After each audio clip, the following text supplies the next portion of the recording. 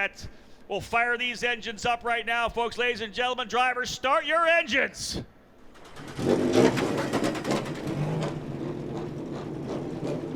Indeed, engines coming to life on pit lane. 20 drivers at the very start of the Road to Indy journey, trying to work their way to Indy Pro 2000, into Indy Lights, and potentially the NTT, IndyCar Series. The most successful driver of late, Kyle Kirkwood, winning all 3 championships, and then finding himself, as we know, this year running for AJ Foyt Racing in that number 14 machine. He'll move to Andretti Autosport next year. Christian Rasmussen trying to do the same thing. He won USF 2000, won Indy Pro, and he's trying to battle his way into a championship in Indy Lights. Drivers pulling off the grid right now. Let's jump over to our driver analyst here right now, Josh Green, who was already a race winner in USF 2000, already a race winner as well in Indy Pro 2000. Josh, put yourself back a year when you were racing here in USF 2000. How tough of a field is it here in USF, and how tough is this racetrack? To start with, the field it's tight. I mean, you look at the entire qualifying order, we have within a 10th in nearly 4 or 5 cars, right. Which is, a gust of wind. So it is super tight, and the guys up front are really, really talented. The circuit itself, we have all of the twists and turns and the big jumps and stuff like that. All the undulation really changes the balance of the car, and there are a lot of speed secrets, I'd say, around here that aren't really the same as other circuits. It's not a very natural one to drive. There's a lot of very weird things you have to do to get lap time out of it. I mentioned this at the pre-race, talking with Simon Sykes, who joined us at the start of the show, that the big thing here now is that IndyCar's now gone to the racetrack. They've tested all day Thursday. We had practice, qualifying, and now they're going to race for the first time. IndyCar's laid all the rubber down. How much different will this racetrack be now with this kind of rubber on it? In qualifying, the cars that may have had a bit of understeer might have been quick because the track was so slick, but as the IndyCar rubber goes down, anything with any understeer is going to go to chronic understeer in the race, and it's very well known in these USF cars, if you pick up any understeer, especially in a race run, you're going to kill that front tire pretty quick, and it's going to be hard to stay up front. So there you have it, folks. Understeer not good when you come into these conditions with IndyCar rubber down. Again, Miles Rowe and Michael D'Orlando, you got to think of the mindset from these two drivers in the championship fight. Triple header here at Mid-Ohio. Not much racing after this. We go to Toronto in 2 weeks, then we wrap it all up on Labor Day weekend when we head to Portland International Raceway on the West Coast for the finale. So there's not a lot of racing still to do. 8 races in total. Both Rowe and D'Orlando thinking about getting that scholarship to move to Indy Pro 2000. And oftentimes this race here at Mid-Ohio is the deciding point. One driver may have trouble, one may excel. Both these drivers hoping to call Mid-Ohio a place that they were able to win this championship. Away they get ready to roll, coming out of the carousel. Time to go racing for the first of what will be 5 Road to Indy events, plus the Indy Lights event as well. Here they come out of the final corner. It's time to go green flag racing, and we got it. Green, green, green, and a good jump for Miles Rowe as he'll try to work his way down into turn number 1. Field rolling its way through the start-finish line now through turn number 1. So far, so good, but it's always that big run up to turn number 2 where things kind of get sketchy. One driver dropping a wheel further back. Looks like everyone continuing. We'll go 2, potentially 3 wide. D'Orlando trying to go to the outside, ducking into the inside is Lockie Hughes. He's potentially going to get P2 as they work their way out down the downhill off camber, keyhole corner. D'Orlando with better push. He comes off the corner, a lot of forward bite there. Working their way down the straightaway now into turn 4 for the first time. Simon Sykes said in the preview, this is going to be tough. What is it going to be like in turn number 4? D'Orlando down to the bottom of the racetrack. He wants to try to go to the lead. They'll work their way back up the hill to turn 5. Not able to do it. Miles Rowe holding it back. Almost single file down through turn number 6. A couple of side-by-side drivers further back. We're trying to get things lined up here. Miles Rowe doing the best he could in the opening circuit, and actually a fantastic job for Miles Rowe to hold off what appeared to be a very determined Michael D'Orlando into Thunder Valley for the first time, and indeed single file. Now you got a feel for where you are. You can get a chance to go to work.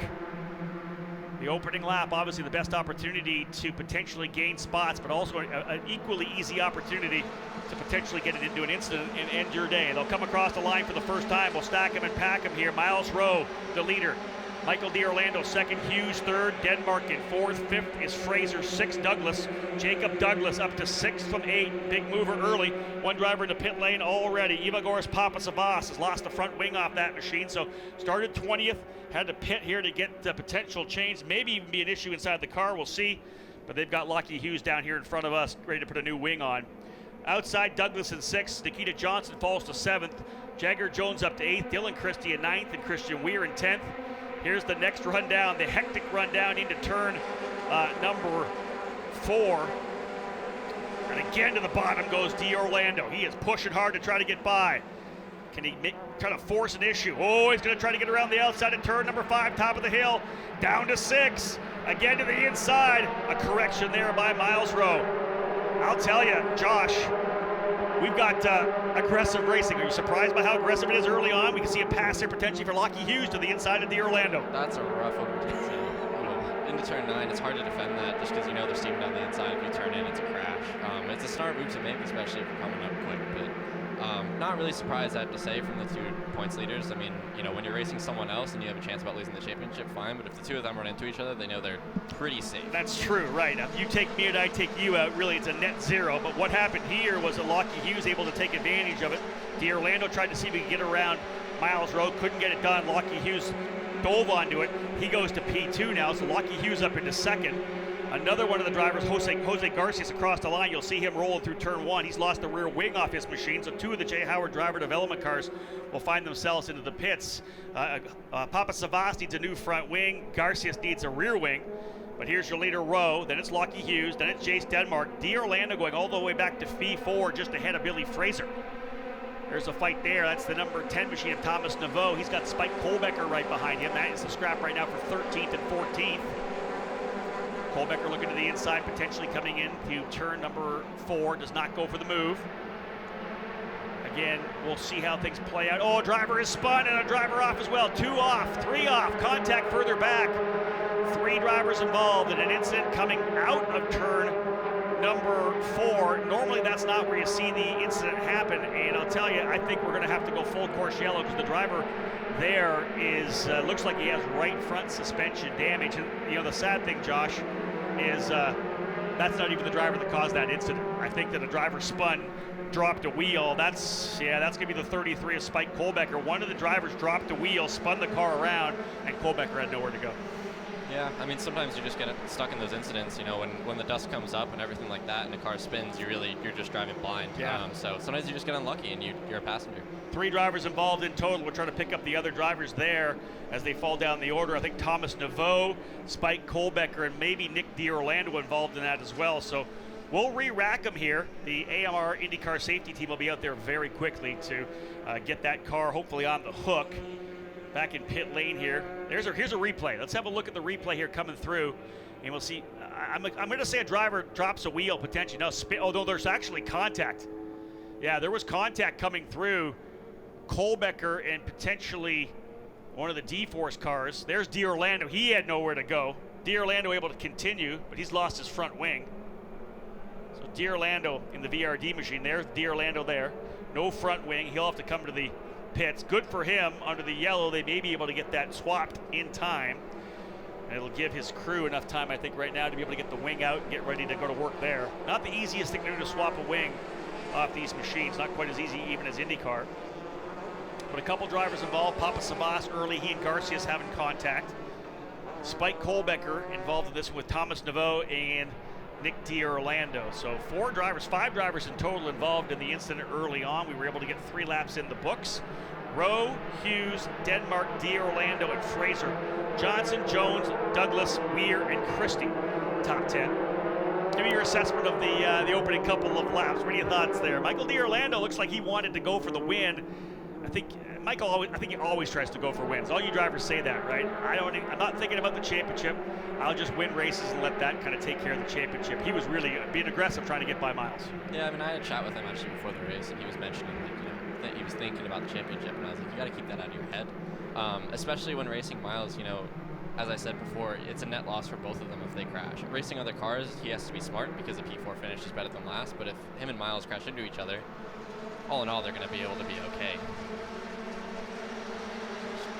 Are we back? We're back to green flag racing. I don't know how they cleaned it up so quickly, but we're already back to green flag racing, and here comes the number 4 into pit lane. That's D'Orlando. Something has happened to D'Orlando. Here comes both D'Orlandos on pit lane right now. Michael D'Orlando, your point leader, coming to the crew. Cape Motorsports at the very front end of the grid. What happened to D'Orlando? You wonder whether it might have been a puncture for the contact he had, maybe battling it out with Lockie Hughes, whatever it is. He has gone up to the back, and another driver is following is Billy Fraser. I think maybe Billy Fraser potentially and D'Orlando, they were 4th and 5th on the racetrack. Fraser's fallen back to the 11th spot, and D'Orlando into pit lane. Fraser was 4th in points, D'Orlando P1. So a shake up here in the championship in race number 1 of a triple header. We'll restack it for you when they come back in. It looked to me like, I think the 33 at Kohlbecker, I thought there was damage on the right front of that machine. He was able to actually drive it back. That's why he was so quick. I thought the AMR safety team was going to be out having to pull him off. It looked to me like he had right front damage. Able to drive the number 33 turn 3 motorsport cart back to pit lane. We go right back to green flag racing within a lap. Out of Thunder Valley. We'll have a look at it here. 20-lap race for these drivers. And look at this lead now for Miles Rowe. Rowe over Lockie Hughes. Then we've got Jace Denmark in 3rd, Nikita Johnson 4th, Jagger Jones up to 5th, Jacob Douglas runs 6th spot, Christian Weir in 7th, Christie 8th, Hayes 9th, Garg in 10th. Billy Fraser holding on right now to 11th. But tough one for Fraser, was running P5. Can he dig his way back forward? I want to make sure there's no damage potentially to Fraser's car. I'll try to pick the wing up next time. There's Billy Fraser right there in the 92, the Corpay machine for Exclusive Autosport. Good shot there. Cameraman picking that up. Nicely done. And I don't see any damage, Josh. You? It looks pretty clean. Pretty clean, right? And we'll see what Fraser's able to do. He's behind Bajoy Garg now. So damage control for Fraser. He'll dive down the bottom of the inside there and turn number 4. Book it there. Fraser through to go back into the top 10. So Billy Fraser with his elbows up. We'll see what else. There's a great battle further back there. That's Victor Anderson, Danny Nizelski, and Jackson Lee. I think Thomas Naveau in the tail of that as well. Those are the guys scrapping it out for the tail of the field. Naveau almost going off. Yeah, they are really dropping the hammer. That was actually Jackson Lee on the outside of the Cape Motorsports car that almost dropped it off. He's got Naveau right behind him, and he is right in front, or right behind Danny Nizelski. Leaders out of the carousel. Across the start-finish line. Let's put lap number 6 in the books, 20. Number of drivers taking advantage of this chaos to move forward. Big movers, Jacob Douglas, as I had said, he started in the 8th spot. He's worked his way up into 6th. Christian Weir was 12th. He's up into 7th, so a 5-position improvement for Christian Weir. Solid run for Christian.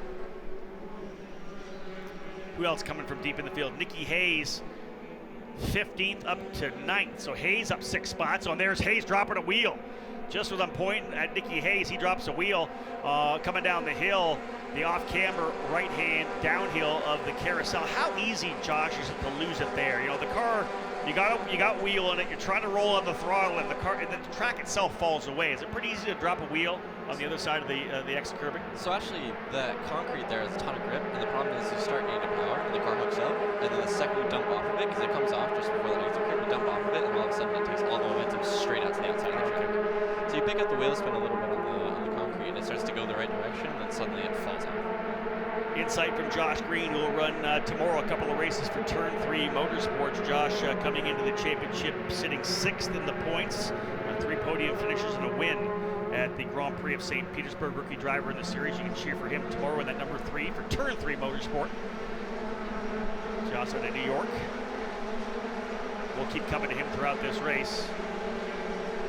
It says 5 laps to go on the screen, and we're literally 13 laps left, so that's not quite correct. 13 laps to go, 7 laps down, 13 laps to go, I believe. 20-lap race. We have a 40-minute time window here, so lots of time still. We only lost 2 minutes there in that yellow flag, so lots of time to go. 13 laps remaining.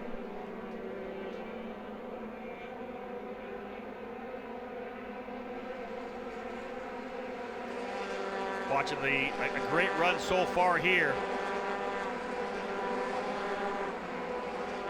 Oh, we're going to go 2-3 wide down the bottom. There's a battle there.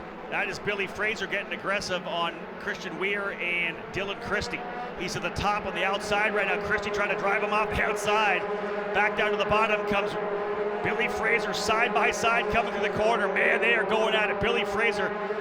I think you got a mad Billy Fraser out there. I don't think he was very happy with whatever happened to him, because he is driving like a man possessed. He is working his way back forward, moved Billy Fraser up into the 8th spot. and able to get a good jump out of there as well. Fraser pushing forward.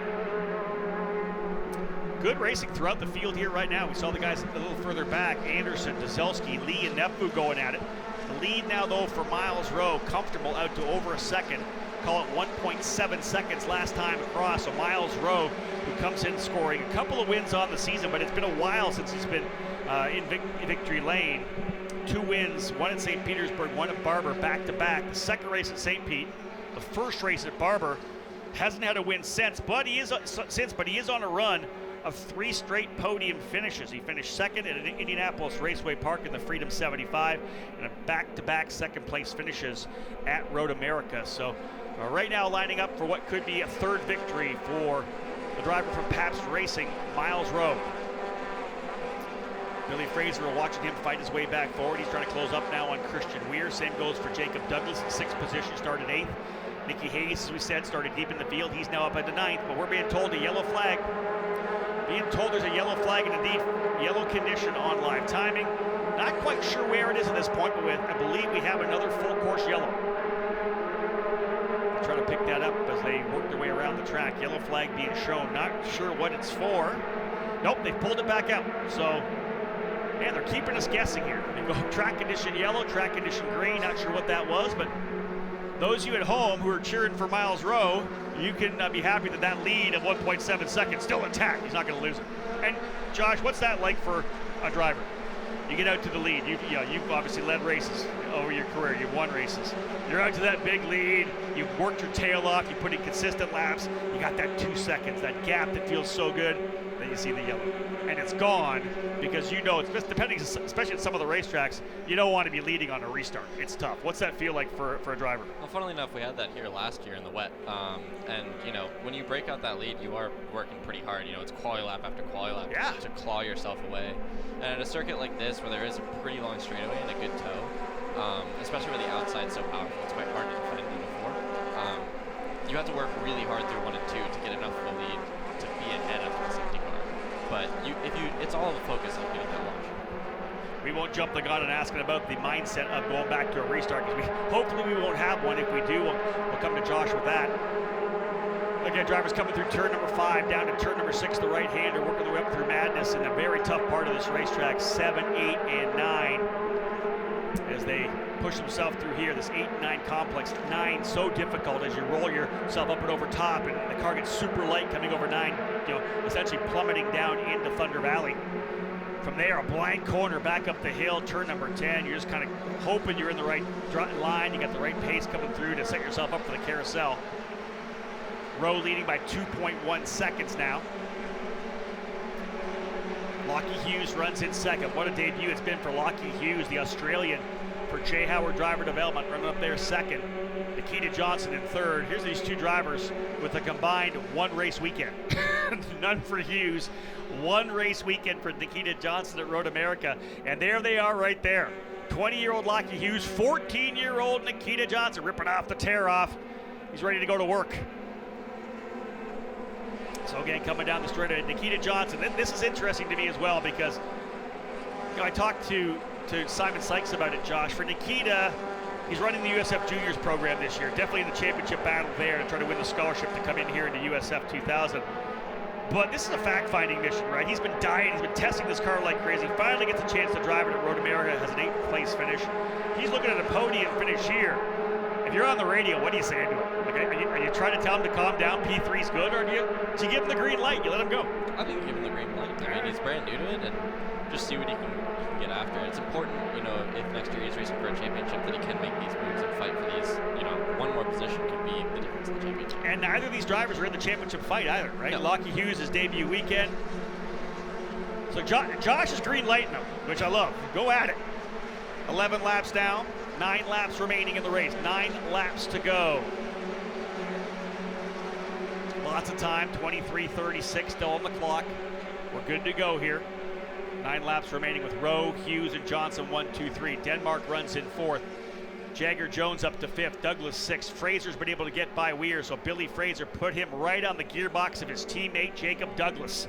He did. There they are coming out of the machine there, coming out of the keyhole. Billy Fraser going to go to work on his teammate. Again, Fraser, his second year in the series. Jacob Douglas is midway through his rookie campaign here.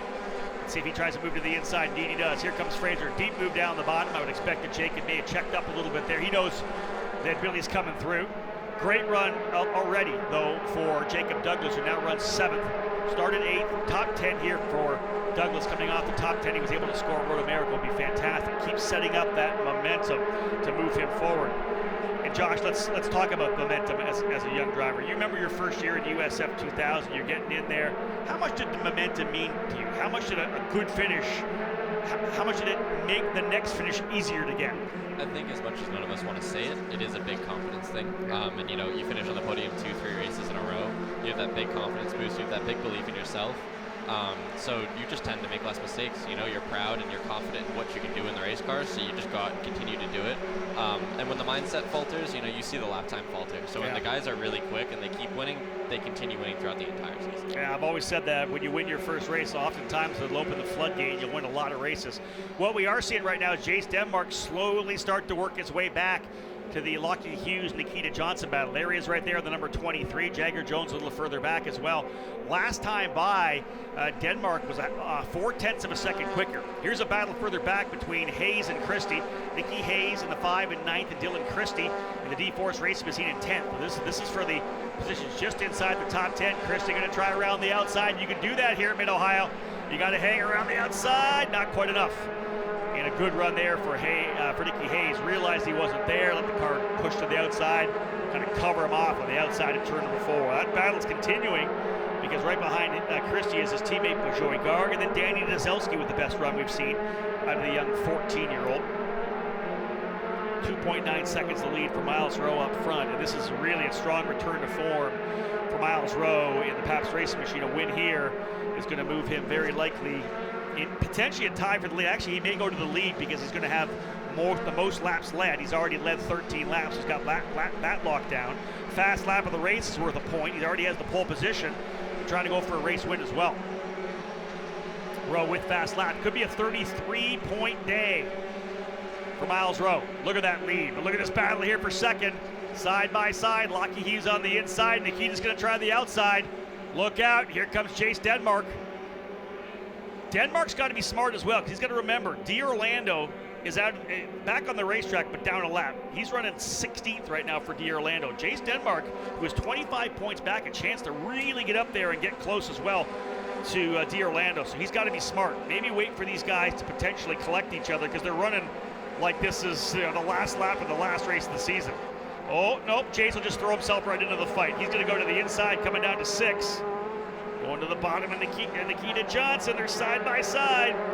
And I think Jace with a better spot coming over to turn number 8.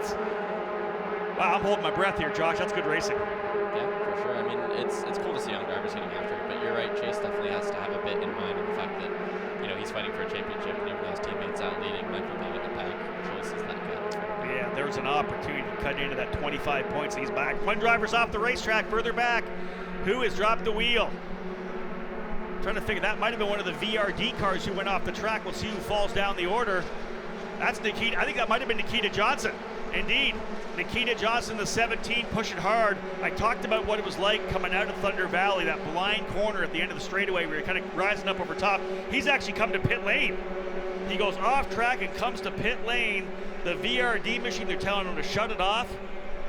What happened for Nikita Johnson? 4 wheels off. Like there potentially might have been contact. They're going to look to the right side of the car. He was going side by side, as we know, with Jace Denmark. That's going to change a lot of things. Team principal Dan Mitchell sitting down to have a chat with his young driver. Only 14 years of age. He's been working with Nikita the last couple of years, dialing him in. He's run F4, he's run USF Juniors. His second weekend here in F2000. He's going to be starting up front in the first couple of rows, all 3 races. So he'll be back tomorrow for 2 of them. But you got to think he's pretty gutted right now, Josh, with an opportunity to go to the podium. Yeah, for sure. I mean, it's quite odd to see him come in. And we've seen that, you know, with Michael as well. I'm not really sure what happened, but as in any event, whether you're in the championship or not, you're going to be upset. They pulled the right front off like he may have had a flat tire, and that could have happened coming up the hill as he tries to turn back into the left-hander to set up for the carousel. That tire indeed went flat from potential contact because he was, of course, side by side with Jace Denmark, as we know, coming down through turn number 6. So indeed, they're going to work on the front of that car. Could have been a flat tire for Nikita Johnson. Nonetheless, he made a statement running there in the top 3, battling it out with Lockie Hughes, but that's opened things up. So Rowe now the leader, Hughes in second, Denmark third, Jagger Jones up to 4th. Somehow Billy Fraser finds himself back to 5th. Jacob Douglas in 6th spot, Weir in 7th, Hayes 8th, Christie 9th, and Garg 10th. Here's the battle for 2nd as Denmark putting the sights now on potentially getting by Lockie Hughes. Same goes for Fraser. He's got the target on the gearbox of Jagger Jones. And everything changes with Michael D'Orlando back in 16th position right now. He's going to move up a spot. He does have fast lap. He just set fast lap of the race, so that could potentially steal a point away from Miles Rowe. But that really, anybody behind D'Orlando right now, Rowe, Denmark, Fraser, Jagger Jones, all able to make points back, tightening up that cushion up top. So again, there's 3 drivers there, 2 of the D-Force drivers going nose to tail. That's Dylan Christie, Bajoy Garg, and Danny Dezelski. That's the fight we see through turns 8 and 9 as Fraser dropping a wheel. I'll tell you this, Billy Fraser may be the fastest driver in the top 5 right now. He is starting to look like he may be able to challenge Jones and then potentially even Denmark to try to go onto the podium. So here they are coming across the straightaway in front of us as we watch them coming out of Thunder Valley. There you go, that's Lockie Hughes, Denmark, Jones, and Fraser. They're lining up nicely here.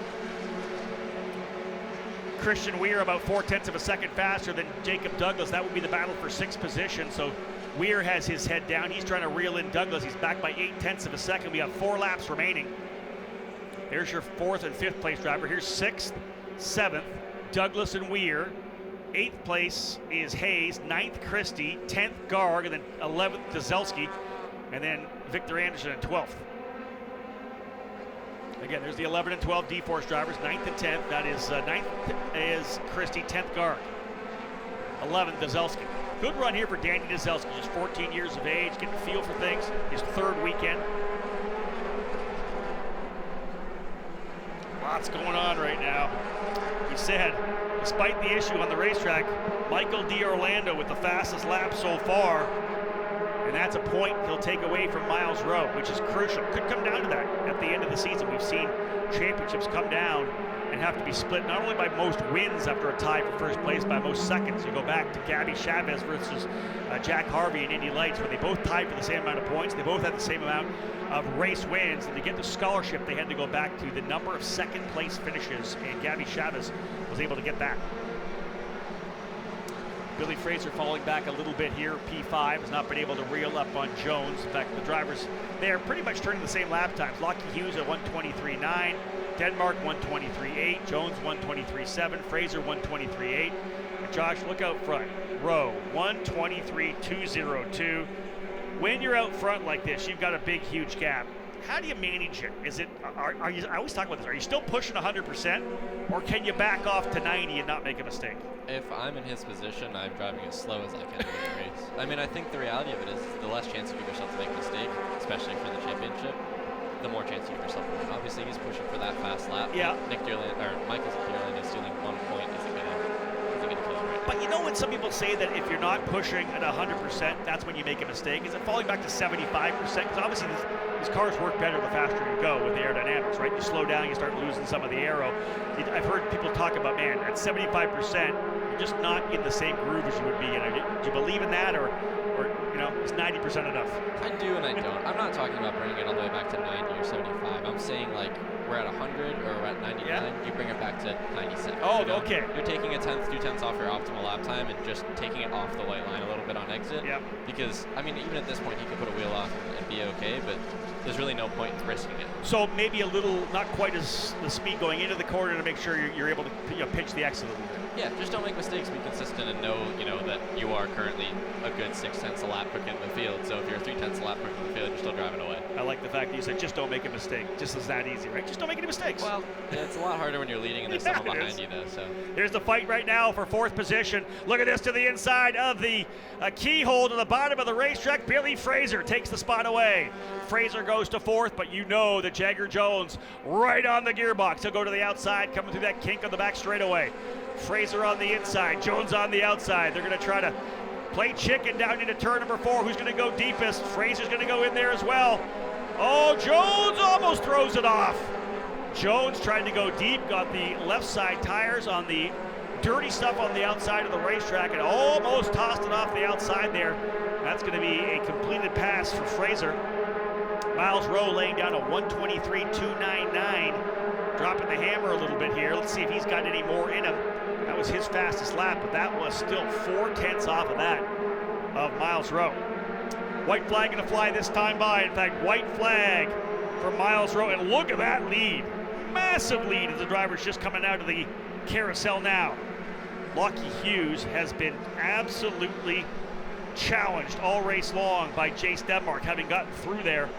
First it was Nikita Johnson, then it's Jace Denmark. They have not lit up on Hughes whatsoever. He has not faltered at all. Final lap on the racetrack for the drivers here in the Cooper Tires USF 2000 Championship, and Miles Rowe looking to potentially take over the point lead. I don't know that he will or not, because D'Orlando's going to get at least a couple of points for where he's running on the racetrack right now. It's going to be close. No, Rowe will definitely take the point lead. Pardon me. He will definitely take the point lead. Will Jace Denmark then potentially move his way into second? That's more the key.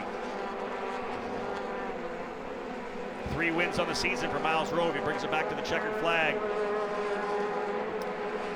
No fight at all right now for second. Denmark kind of slotting in for the 3rd spot. Probably a good move there for Denmark. I'm sure they're on the radio saying, listen, D'Orlando's running down in 15th position. We got a chance to make up big points here, tighten it all up on top. 2 more races tomorrow, though, for everybody to get that redemption they're looking for. Out of Thunder Valley through the carousel, call it 3 wins on the season for the Pabst Racing driver out of New York, New York. The winner of the front end of the triple header in Cooper Tires USF 2000 competition. Miles Rowe wins it here at Mid-Ohio. Great way to cap off Friday. Here comes a potential side-by-side battle to the line. Lockie Hughes is going to get second in his debut. What a run for Lockie Hughes. Jace Denmark in 3rd. Billy Fraser coming back to P4. Jagger Jones 5th. Jacob Douglas holding back a charging Christian Weir. What a tremendous run. Best result of the season for Jacob Douglas. Christian Weir in 7th. Nikki Hayes 8th. Dylan Christie in 9th. And Bajoy Garg in 10th. Miles Rowe, though, 8.7 seconds. Josh, that is a pretty solid run. Really never challenged once he was able to get out front and pull away. No, I mean, he killed it the entire race. Yeah. And I know we're talking about running at 99%, but he was a good 5-6 tenths quicker than everyone a lap.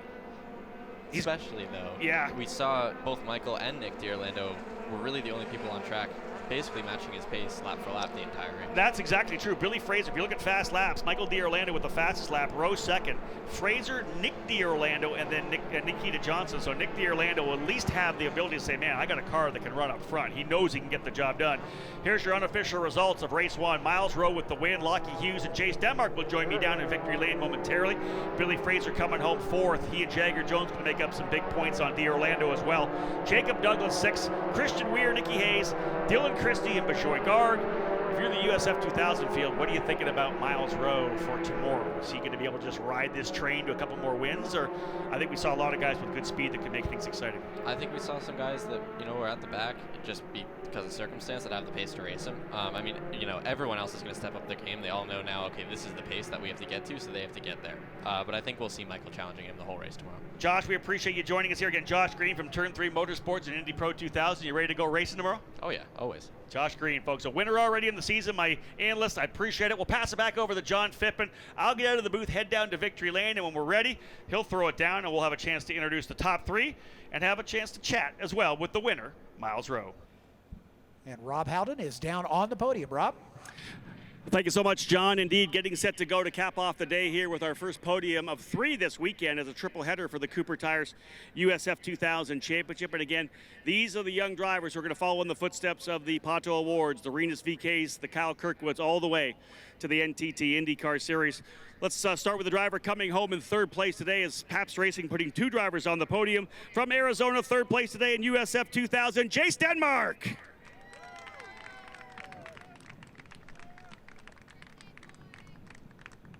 And to present the 3rd place trophy, Dan Anderson, the CEO of Anderson Promotions of the Road to Indy presented by Cooper Tires. Dan, thank you so much. Big finish for Jace, able to work his way from 5th up to 4th and through to 3rd for another podium finish to bring himself closer into the championship battle. Moving over to the driver coming home in 2nd. This is really impressive from Australia, coming in here as his very first event here in the Road to Indy presented by Cooper Tires, a rookie in USF 2000. He ends up going on the podium, ends up finishing in 2nd for Jay Howard Driver Development. How about a warm round of applause for Lockie Hughes? What a drive. Lockie told me that he's absolutely exhausted. He got pressured throughout the entire 20 laps.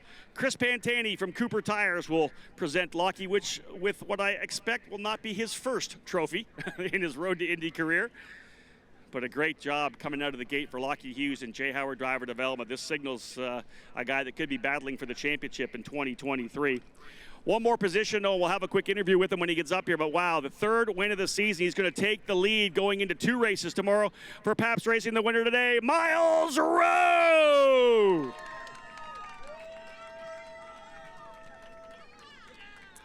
Miles, let me ask you this. Obviously crucial, you know, a couple wins early in the season. You're on a run of 3 straight podiums, but to get back to P1, what does that mean to you? Yeah, you know, everything to this championship is just that you got to do everything you could do to take what you can get. And, you know, we did well in qualifying, and it was just about, you know, keeping it calm, defending on the first couple laps, and then pulling away, and that's what we did. I got to say a big thank you to Pabst Racing, Sparco, Penske Entertainment, Bell Helmets, you know, for getting me there. You know, my mom and dad, you know, it's a long journey, and, you know, we still got more to go. We still have 2 more races to go. But yeah, we just did what we had to do today to get closer to that championship. You pulled away by almost over 8 seconds. The question then is, can you make the car any better tomorrow? And we'll see, you know. It all depends on the track conditions, obviously, if I'm going to get technical. But, you know, this team has such a great, they're just such a great family, and they have the experience and the skills, so I wouldn't doubt it. Congratulations. Get up on top. For the 3rd time on the season, Miles Rowe, winner in USF 2000. We'll get Dan Anderson up here with the trophy again. 3rd win of the season and the 4th straight podium for Miles Rowe. This is the kind of momentum young drivers want to build midway through this season. We got 2 races tomorrow here at Mid-Ohio. We do a doubleheader at Toronto, and then we cap it off with a triple header at Portland on Labor Day weekend. We are still a ways to go, but there's a number of drivers, a handful, that still have an opportunity to potentially win the scholarship of over $370,000 to put them into the Indy Pro 2000 category next year. Again, following in the footsteps of guys like Kyle Kirkwood and Christian Rasmussen. Tremendous run there for Miles Rowe, as we said. Great drive to 2nd. Lockie Hughes, put that name on your bingo card, folks, because Lockie Hughes just put on a show and made sure he put his name in the journalists' typewriters and laptops, because they're going to be talking about Lockie Hughes for sure. We're set to go, guys. I think we got everything we need picture-wise. Gavin, you good to go? All right, guys, drop those trophies down. You know what to do with the champagne. You got 2 more races tomorrow. Unless you have a spare suit, I'd take care of each other. Spray that champagne, folks. A celebration right now for USF 2000. And there you go, the spray happening. You're going to try to take care of the car as well. What a fantastic run. The future stars of the NTT IndyCar Series to cap off the day here at Mid-Ohio. Coming home 3rd, Jace Denmark. 2nd, amazing debut for Lockie Hughes. And 3rd win of the year for the driver from Pabst Racing, Miles Rowe.